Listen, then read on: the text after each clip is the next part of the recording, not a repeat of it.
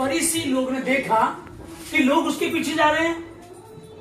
हमारा पर्व है, सेनाओं की यहोवा का पर्व है, हम यहूदी हैं, हम धर्म गुरु हैं, हमें लोग देखने आए, पर्व है, हम यहाँ के गुरु हैं, हमसे बात करो, हम व्यवस्था को जानते हैं, व्यवस्था हमारे हाथ में, ये किसी के हाथ में नहीं है, हम इसको जानते हैं, हमें तो कोई पूछ नहीं रहा।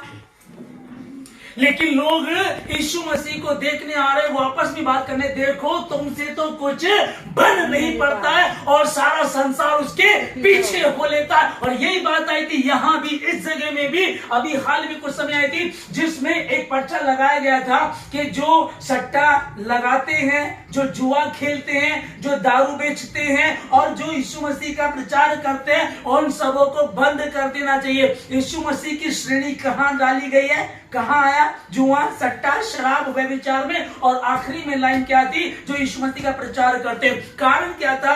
अभी रविंद्र भैया ने उसका जो उनसे पूछा था क्या मतलब है, उन्होंने बताया कि जो लोग हैं उनसे तो कुछ बन नहीं पड़ रहा है।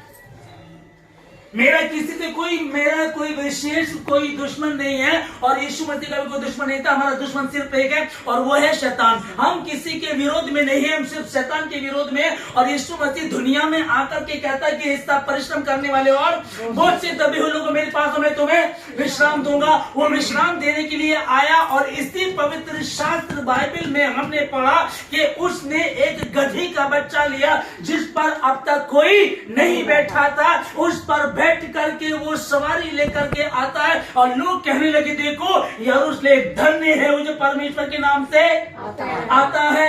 धन्य वो जो शुभ समाचार को लेकर आता है। क्या ही सुहावने हैं वो पांव जो शुभ संदेश को लेकर के आते हैं। ये शुभ संदेश को लेकर के आया। अभी भी बुरा हाल था वहां का, अभी भी बहुत बुरा हाल था, सारे संसार में यही चल रहा था। और वहां से उसके विषय में एक योजना थी कि उद्धारकर्ता कहां जन्म लेगा?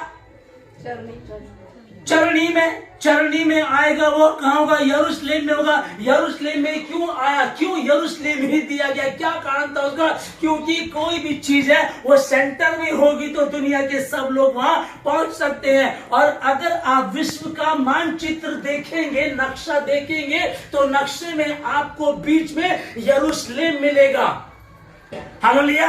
यरूशलेम है जो बिल्कुल सेंटर में मिलेगा। और गुड फ्राइडे आ रहा है, उस दिन बात करेंगे क्यों वो मरा, क्या कारण था। लेकिन अभी क्या है, वो विजय के कपड़े उतार कर उसके आगे मार्ग में बिछाने शुरू कर दिए। क्यों ऐसा हुआ? देखो तुमसे तो कुछ बन नहीं पड़ता है। इतना समय हो गया, कितने लोग तुम्हारे पीछे चल रहे, कितने लोग तुम्हें जानते, और सारा जहान उसके पीछे हो चला है। हालेलुया। क्या लेकर के आए यीशु मसीह? क्या था उसके पास? जीवन। मुझे और आपको, मैंने और आपने क्या पाया? हमने जीवन ही तो पाया। अब देख समझ लीजिएगा, अगर कोई राजा, अरे कोई छोटा सा मंत्री भी हो ना, सभासद बन जाए, छोटा सा, यदि कोई किसी मंत्री का ड्राइवर भी है, वो भी शान से चलता, मस्त गाड़ियां ले लेता है। और यीशु मसीह काय पे बैठा? गधे की सवारी कर रहा है। हालेलुया। वो गधे की सवारी कर रहा है, गधे पर बैठ कर। कोई उसके आगे पीछे ऐसा काफिला नहीं था कि जिसके हाथ में तीर हो, भाले हो, कोई तोप हो, कोई गन हो, कोई बंदूक हो, ऐसा कुछ लेकर क्या, सिंपल सा था वो। और लोग उसको ढूंढ रहे थे, बहुत सारे लोग उसको देखने आए। देखिए वो कौन है जिसने वो काम किया जो सिवाय सेनाओं के यहोवा खुदावंद यहोवा यीरे के अलावा कोई कर नहीं सकता। वो कौन है उसको देखेंगे हम लोग। और लाजर को भी देखना चाहते ताकि लाजर को भी पकड़े और उसको भी मार डाले। हालेलुया। लाजर को भी मार डाले। अभी ये जो लेकर के चल, जिसके विषय में बताया, जकरिया की पुस्तक, जकरिया 9 अध्याय 9 वचन। हम उद्धार पा सके, हम मीन्स हम ही नहीं, जिसके द्वारा एक कोई भी दुनिया में, कोई भी आसमान के तले, जमीन के ऊपर, मनुष्य में कोई दूसरा नाम नहीं दिएगा जो मनुष्य उसके बिना उद्धार पा सके। ठीक, एक ही नाम है, एक नाम दिया गया, और वो कौन? हालेलुया। एक ही नाम दिया गया जिसके द्वारा हम उद्धार पा सकते, उसका नाम यीशु मसीह है। और उसी के विषय में यह बाइबल बता रही है, हे सिय्योन बहुत ही मगन हो, तुम जो उदास बैठे हो, निराश हो, बीमारियों को लेकर के, परेशानियों को लेकर के, और जो तुम उलझे हुए हो। हम कई बार सोचते हैं क्यों हमारे साथ ऐसा हो रहा है, क्यों हम परेशान है, क्यों हमारे घर में सुसाइड होती, क्यों नशा है, क्यों गंदी आत्माएं, क्यों हमारे साथ ये प्रॉब्लम चल रही है, कौन है जो ठीक करेगा। डॉक्टर भी एक हद तक लेकर के चलता है, कोई बाबाओं के पास जाते वो भी एक हद तक बात करता है। यहोवा आया और जिसको आज हम मना रहे पाम संडे, खजूरों का इतवार, और गधे पर बैठ करके आता है, जिस गधे को अशुद्ध कहा गया, जिस गधे को यहाँ भी अशुद्ध माना जाता है, जिस गधे को सिर्फ इसलिए इस्तेमाल किया जाता है कि भैया अगर कोई पाप करता पाएगा उसका मुंह काला करो, उस पर बिठा दो, इसलिए इस्तेमाल हुआ करता था। उसके लिए भविष्यवाणी कर दी गई है कि वो गधे के बच्चे पर चला आता। ये क्या कारण था? सचमुच ये उद्धार करता है, सचमुच जो काम ये दिखाता वो दिखा नहीं सकता। जन्म के अंधे देख रहे हैं, जन्म के लंगड़े चल रहे हैं, जिनके घरों में श्राप है वो श्राप टूट रहे हैं। ऐसा चमत्कार कोई कर नहीं सकता। और लोग चिढ़ के कारण कहने लगे, अरे भाई यहां से तो ये सोनी ने अपने घर में चर्च लगाना शुरू कर दिया और लोग वहां आना शुरू हो गए। अभी उसको भी बोलो आप इसको बंद करो। और आपस में बात कर रहे होंगे फरीसियों की तरह, सदूकियों की तरह। हम इतने समय से इस जगह में हैं, हम अपनी बातों को चला रहे हैं, अपने सत्संग को चला रहे हैं, और आपस में बात करके कहने लगे कि भाई सुनो, देखो तुमसे कुछ बन नहीं पड़ता। और जहान उसके पीछे हो लिया है। क्यों हो लिया? उन्होंने बुराई छोड़ दी, व्यभिचार छोड़ दिया, नशा छोड़ दिया, चोरी करना छोड़ दिया। क्या कारण हुआ? क्योंकि जिसने हाथ पकड़ा है, जो उनके लिए आया, वो खुद उद्धार करता है, वो अंधा नहीं है। क्योंकि अंधा अंधे को मार नहीं दिखा सकता, वो आंख वाला है, वो उद्धार पाया हुआ है, और वो कर सकता है। क्योंकि बलि कैसी चाहिए थी? निष्कलंक, निर्दोष, निष्पाप। कौन है जो उसमें पाप को साबित करेगा? जगह जगह लेकर के उसको जाने लगे, पर कोई पाप साबित कर नहीं सका। बाहर आ, और वो कफन समेत बाहर आ गया। इस चीज को देख करके लोग हैरान हो गए। उसके बाद शमौन नाम का कोढ़ी था, उसने अपने घर में भोज रखा और यीशु मसीह को बुलाया। और उसने कहा कि भाई हमारे ही गांव में इतना बड़ा काम हुआ है, लाजर 4 दिन का मर गया था, बिल्कुल कब्र में था, वो जिंदा हो गया। अब उसको बुलाया, उसकी बहनों को, उसके परिवार को बुलाया। और जब यीशु मसीह वहां बैठे हुए थे तो एक स्त्री आकर के उसके पैरों पर इत्र डाल करके अपने आंसुओं से, बालों से पोंछने लगती है उसको। और यहाँ इस बात को देख करके शमौन कोढ़ी कहने लगा मन में, अगर ये भविष्य वक्ता होता, अगर ये नबी होता तो पहचान लेता ये कैसी औरत है।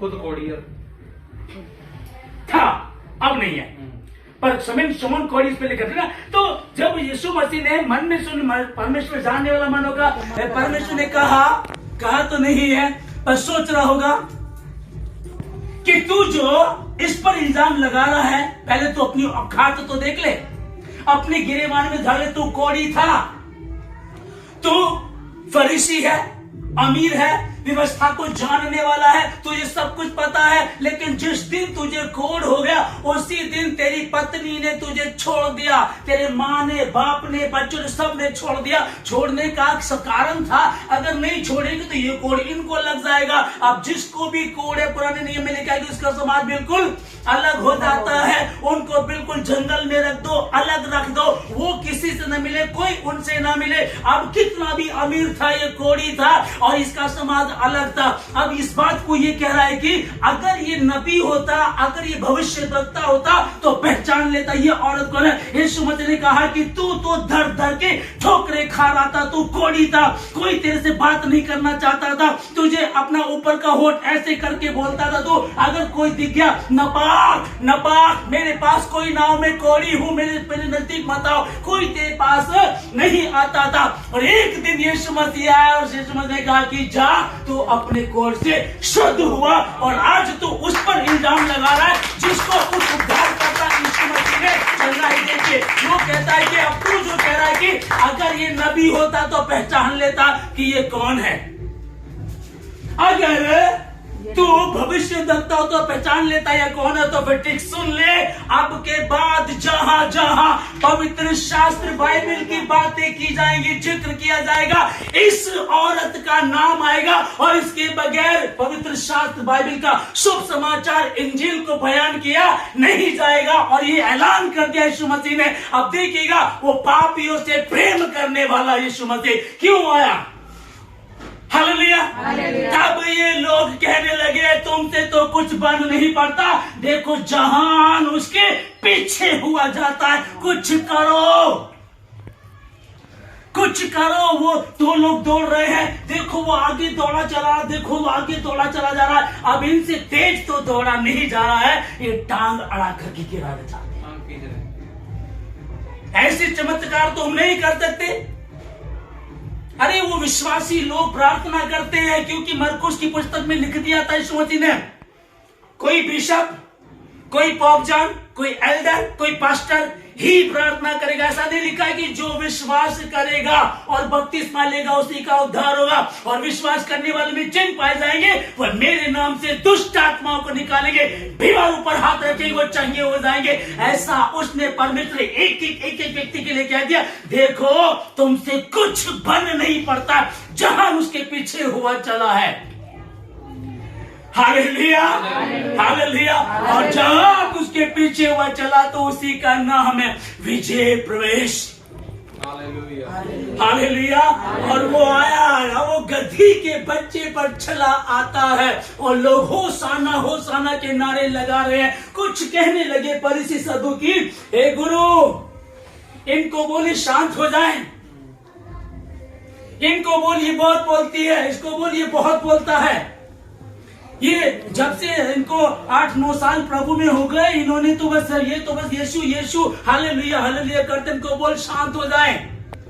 और यीशु ने कहा यदि ये शांत हो गए तो पत्थर, शांत हो गए तो यदि ये शांत हो गए तो पत्थर, अगर ये चुप हो गए तो पत्थरों को जुबान दे देगा, पत्थर बोलना शुरू कर देंगे। और मेरी औकात नहीं थी, मैं यहाँ खड़ा होकर के परमेश्वर के काम को कर सकता। बीते 20 वर्षों से खुदा के काम को करता रहा और वही है कि परमेश्वर तेरी महिमा तेरी मर्जी मेरे जीवन से पूरी हो। क्या क्वालिटी मेरे अंदर, कितनी क्वालिफिकेशन है, क्या मेरी ट्रेनिंग है। लेकिन उसने कहा यदि ये शांत हो गए, और शांत कौन हो गए, यहूदी शांत हो गए। यहूदियों ने बोलना बंद कर दिया, यहूदियों ने इस पुस्तक का शुभ समाचार प्रचार करना बंद कर दिया। वो सोचते थे कि ये तो हमारी पुस्तक है, ये तो पवित्र शास्त्र बाइबल तो हमारा है। किसी को दिखाने नहीं देते थे, छिपा कर रखते थे, छूने नहीं देते थे, ये काम था उनका। और जब वो नहीं बोले तो पत्थर, हालेलुया, पत्थर बोल उठे। आमीन। एक वचन को पढ़ेंगे, मुझे देखिए। और यरूशलेम को देखा, वो लिखा है कि उसे देखकर उस पर रोए, उसे देखकर उस पर रोए। बहुत समय से उनको बताया जा रहा मन फिराओ, स्वर्ग का राज्य निकट है। शुरू से भविष्यद्वक्ता आते गए, बताते गए, पर उन्होंने नहीं सुनी। और जब यीशु मसीह आया तो उन्होंने यीशु मसीह पर भी विश्वास नहीं किया। वो यीशु मसीह को यीशु मसीह नहीं मानते। आज भी वो लोग इंतजार कर रहे हैं कि उद्धारकर्ता आएगा, वो ये बात को नहीं मानते कि उद्धारकर्ता आ चुका, जबकि सारी बातें यरूशलेम में हुई है। और जब वो विजय प्रवेश करके आता तो ये लिखा है कि जब वो उसके निकट पहुंचा तो उसे देख करके रोया।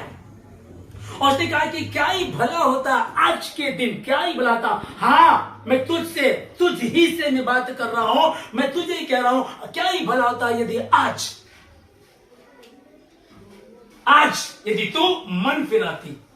पर अब तुझसे वो शुभ अवसर, वो बेस्ट समय जो वो चाहता रहा, अब तेरे बैरी तुझे चारों तरफ से घेर लेंगे और तुझे नष्ट कर देंगे। और यीशु मसीह के 40-41 साल बाद 70 एडी में राजा टाइटस आया। उसने, रोम का राजा था वो, आया राजा टाइटस आया, उसने आकर के उस पर हमला किया और पूरे मंदिर को नष्ट कर दिया।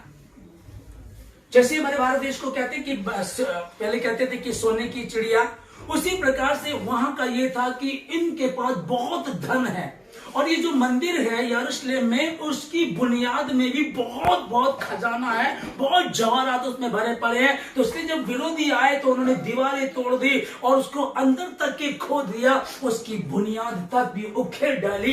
यीशु मसीह ने कहा था भला होता, क्या ही भला होता, पर अब वो सब तो तुझसे छीन लिया गया, दूर हो गया। अब तेरे बैरी तुझ पर। अपनी आंखों को बंद करिए। पहले प्रभु राजा सर्वशक्तिमान परमेश्वर